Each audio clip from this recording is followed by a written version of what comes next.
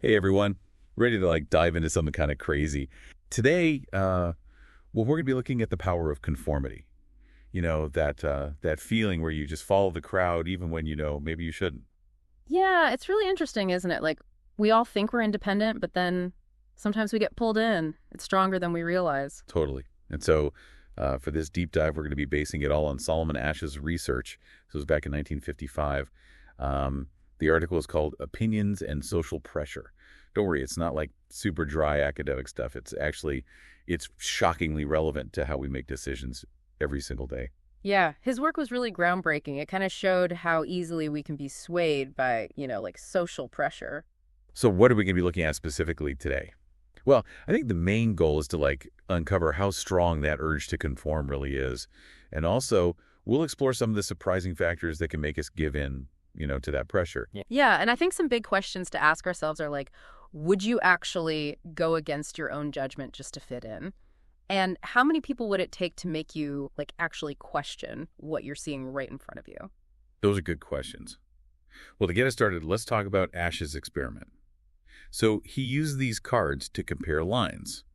Imagine you're in a room with a bunch of people, and you have to say which line matches a standard line. Like a really basic task, right? Yeah, but there's a twist. Oh. The other people in the room, they're actually part of the experiment. And they're all giving the wrong answer on purpose, even though the right answer is super obvious. Oh, man. So you're sitting there and everyone's saying the wrong thing. You would probably be like, am I going crazy? Is it just me? Exactly. And that's the whole point. He wanted to see if that fake consensus would make the real participant change their answer. Would they doubt themselves? And the results are wild. A full 75% of people conformed at least once, even though they knew it was wrong. That's you see the right answer right there, but the pressure makes you doubt your own eyes. And overall, about a third of the time, people agreed with the wrong answer. And to make it even clearer, when people did this alone, they got it right 98% of the time. So it wasn't that the task was hard, it was the social pressure. That's crazy. So it's not just a few people who give in. It's like most of us who could actually be swayed. Mm.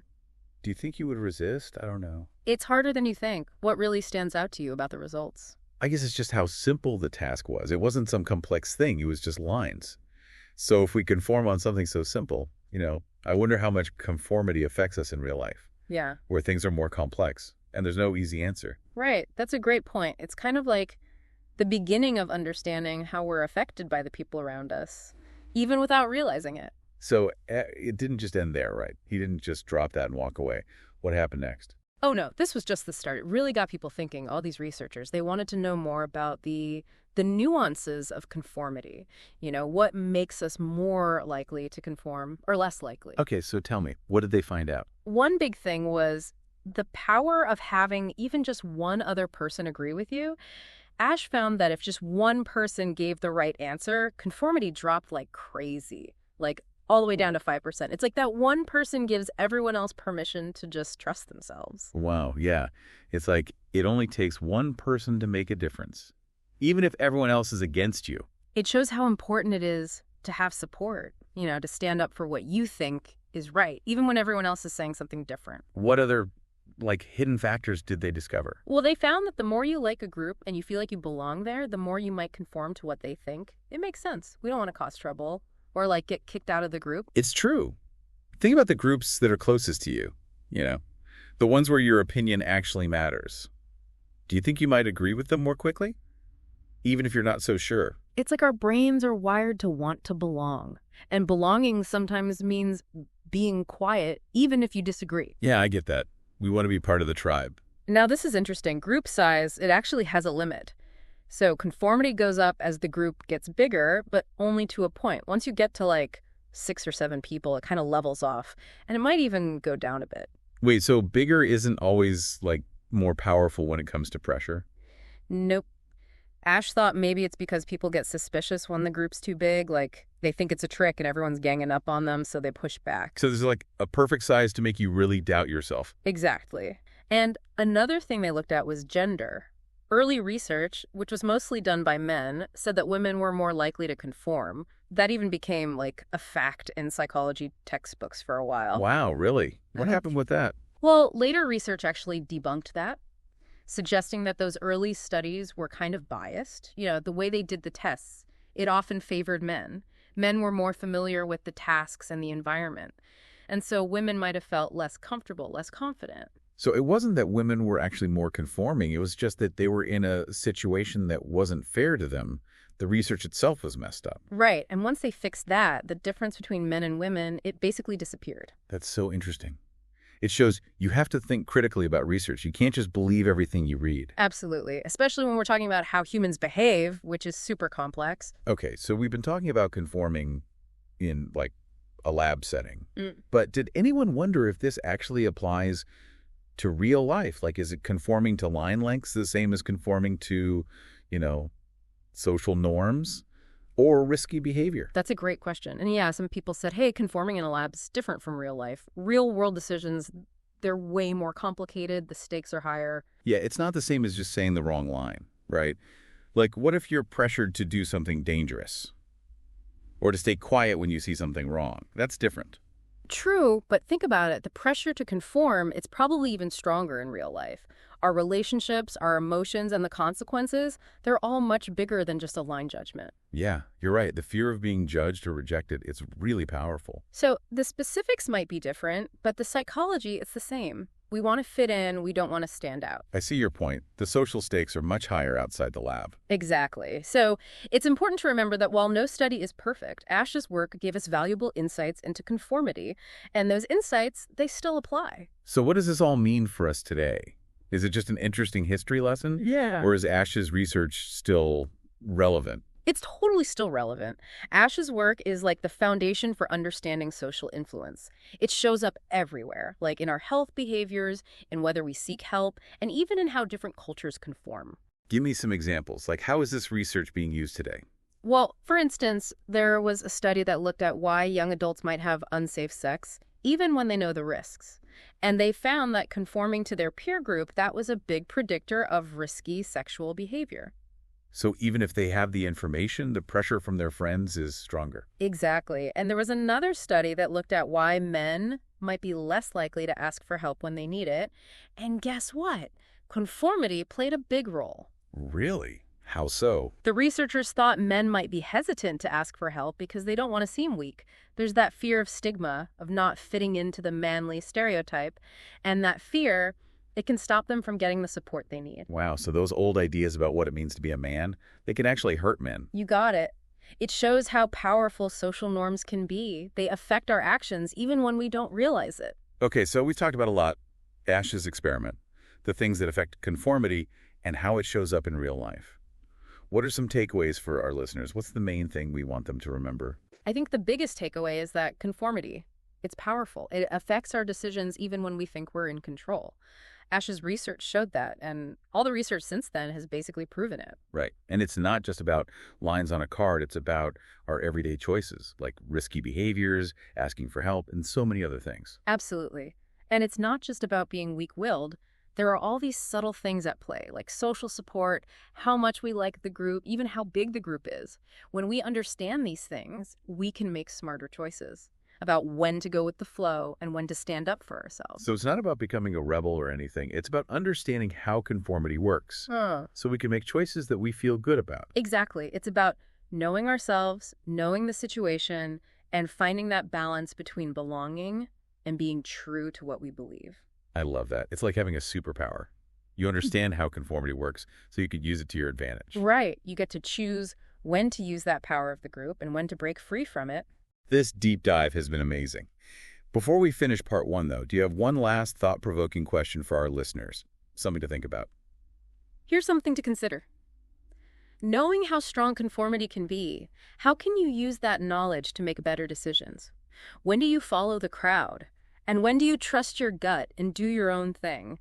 It's a question we all have to deal with every single day. That's such a good point. It's not about being a conformist or a rebel. It's about making choices that feel right for you, based on what you believe in. You know what? Here's a little homework assignment. Next time you're in a group, take a moment to watch what's happening. See if you can spot the conformity. You might be surprised by what you notice. That's a great idea. It's like a real-life social experiment. Okay, everyone, that's it for part one of our deep dive into conformity. We'll be back soon with part two, where we'll go even deeper into the psychology behind conformity. We'll also explore some more fascinating examples from real life. Yeah, there's so much more to discover. So until then, stay curious. And keep those minds open. Welcome back, everyone. So last time, we were talking about Solomon Ash's experiment, with the lines. And we saw how powerful social pressure can be. Remember, 75% of people gave in, even when the answer was super obvious. Yeah, it makes you wonder, how much of what we think is really our own thoughts, and how much is influenced by other people. Totally. And we also talked about some things that can make us conform more, like if we feel connected to the group or if we're outnumbered. And we gave you that little challenge to become conformity detectives in your own lives. Did you notice anything? Anything interesting? I bet you did. Once you start looking for it, conformity is everywhere. But, it's not always a bad thing. Actually, we need some conformity for society to work. Yeah, that's true. If everyone just questioned every rule all the time, it would be chaos. Imagine driving if nobody followed the rules of the road. Exactly. Conformity helps us, navigate social situations. We understand the unspoken rules. We can kind of predict how people will behave. It brings order, But as we saw with Ash's experiment, it can also be bad. It can make us doubt ourselves, even when we know the truth. So conformity is kind of a double-edged sword. It can be helpful, but also risky.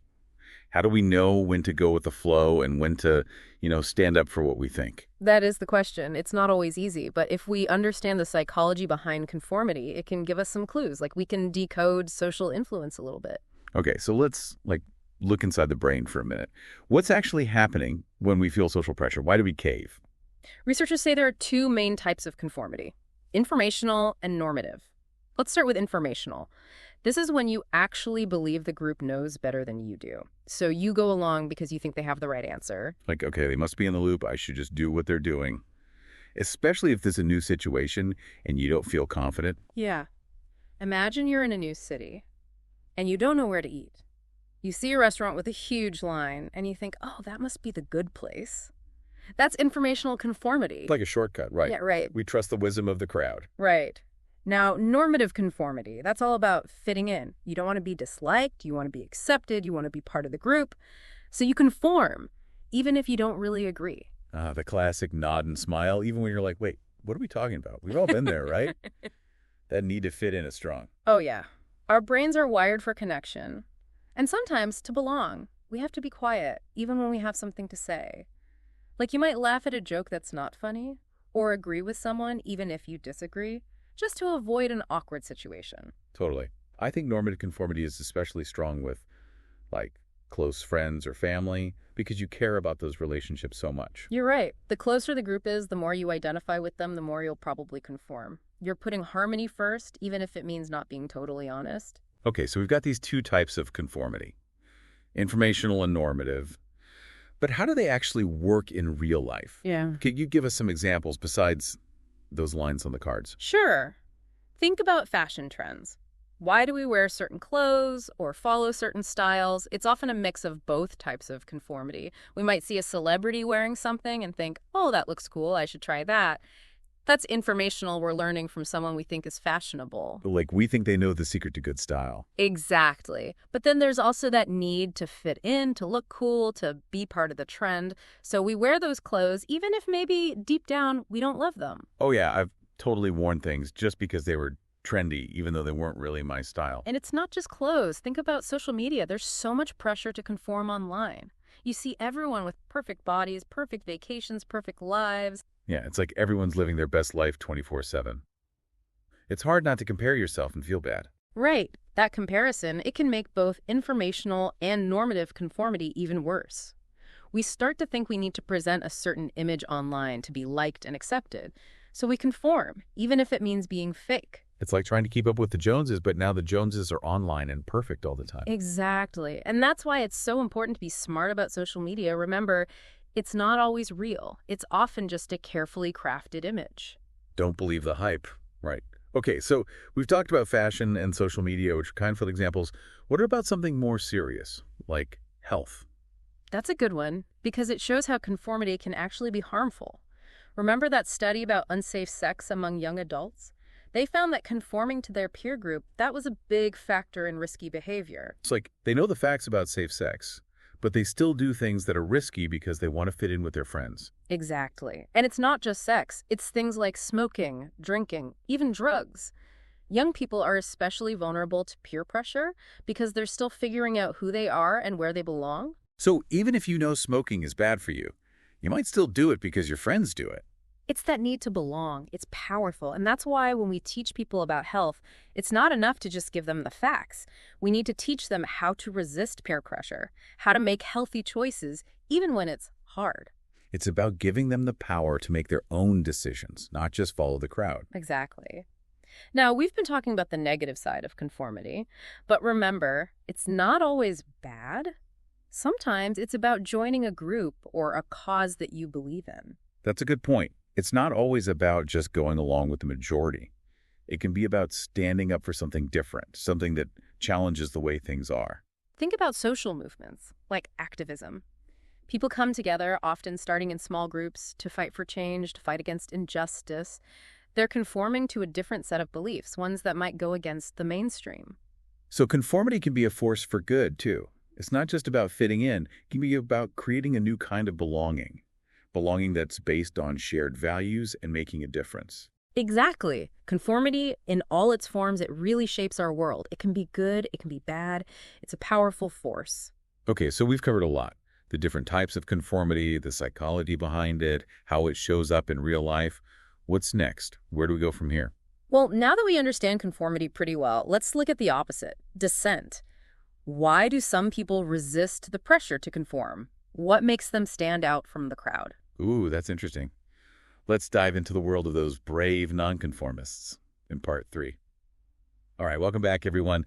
We've been on this deep dive into conformity, that feeling of going along with the crowd, even when maybe we're not so sure. And we saw how it shows up everywhere, right? From the clothes we wear to how we act on social media to those big life decisions. But now we're switching gears. We're going to talk about dissent. Why do some people resist that pressure to conform? What makes them dare to be different? It's a good question. We talked about how conformity, it keeps society running smoothly, but too much of it, it can be bad. It's like imagine a society that's stuck, afraid to change anything. Yeah, if everyone just blindly followed the rules all the time, we'd never make any progress, right? It takes those people who are willing to shake things up a bit, to challenge the way things are, to move us forward. Exactly. Dissent, it's like the spark that ignites change. It brings new ideas. It questions old norms. It helps society evolve. Think about those big historical figures who went against the grain. Galileo, who said, hey, maybe the Earth isn't the center of the universe. Rosa Parks, who refused to give up her seat on the bus. Martin Luther King Jr. fighting for equality. Those are huge examples of how dissent can lead to real change. Yeah. Those people, they didn't just follow the crowd. They saw that things were wrong, and they had the courage to stand up for what they believed in, even when it was risky. And their actions, they inspired so many others to question the status quo, to fight for a better world. But what makes those individuals different? Why are some people more likely to dissent? That's what I want to know. What have researchers found out about, the psychology of dissent? Is it something you're born with, or is it because of your experiences? It's a bit of both, actually. Personality definitely plays a role. Some people, they're just naturally more independent, more rebellious. They don't care as much about what others think. They're okay with being different. They have this inner compass, and they just follow it no matter what other people are doing. They do their own thing. Exactly. But it's not just personality. The situation also matters. Remember, in Ash's experiment, conformity went way down when there was just one other person who gave the right answer. Yeah, it's like that one person gave everyone else permission to trust themselves. It's the same with dissent. If we see someone else challenging the norm, it gives us the courage to do it too. It shows us it's okay to think differently. It's like be the change you want to see, right? Yeah. Sometimes one person can start a whole movement. Exactly. And how strongly we feel about something also matters. If it's something we really care about, something that aligns with our values, we're more likely to speak up, even if it means going against the crowd. That makes sense. When something is really important to us, we're more willing to take a risk and stand up for it. It's like a fire inside us, pushing us to act. Exactly. The stakes are higher, so we're more motivated. And there's another interesting factor. How much we see authority as legitimate. What do you mean by that? Well, we tend to obey authority figures if we see them as trustworthy, right?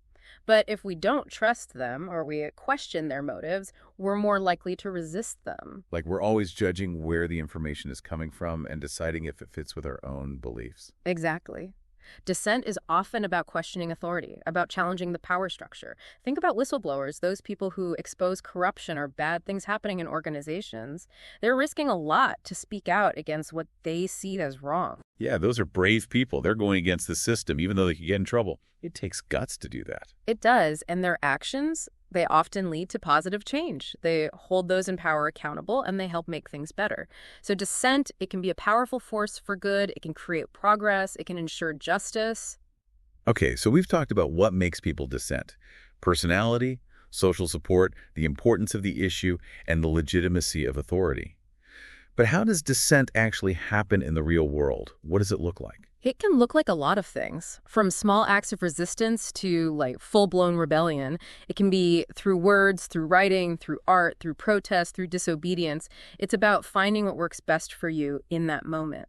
So it's not always about like shouting in the streets or anything. It can be quiet, it can be subtle, it can be creative, but it's still powerful. Exactly. Think about satire or humor or art. They can challenge norms and make people think differently. Dissent doesn't have to be loud or aggressive. It can be quiet, but still super effective. It's like planting seeds of doubt, Right. little cracks in the foundation of what we believe. Yeah. And it's important to remember dissent doesn't always lead to immediate change. Sometimes it's about raising awareness, starting a conversation, slowly changing people's minds. So even if we don't see results right away, our actions can still have an impact in the long run. It's about the long game. Exactly. And that brings us to something really important. Tolerance for dissent. If we want a society that's creative, that's innovative, that progresses, we have to be open to different voices. We have to listen to those who disagree with us, even if it's hard. That's true, but it's not always easy. We tend to surround ourselves with people who think like us. Right. But that can create a bubble where we don't see the whole picture. It's true. It takes effort to have conversations with people who see things differently. But it's so important if we want to grow, to learn, to evolve, both as individuals and as a society. So dissent isn't the enemy. It's actually often the thing that pushes us to be better. Exactly. And remember, dissent isn't about being right or wrong. It's about questioning, exploring, challenging what we think we know. It's about pushing those boundaries and understanding the world in new ways. It's about being open to the complexity of things, recognizing that there's always more to learn, more perspectives to consider. Well said. So, as we wrap up our deep dive into conformity and dissent, here's a final thought. How will you use this knowledge in your own life? Will you conform? Will you dissent? Or will you find that balance between the two? It's a question we all face every single day.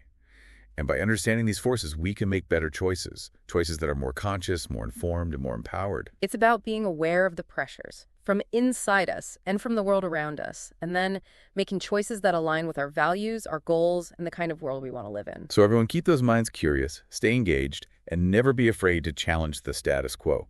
Until next time, happy diving.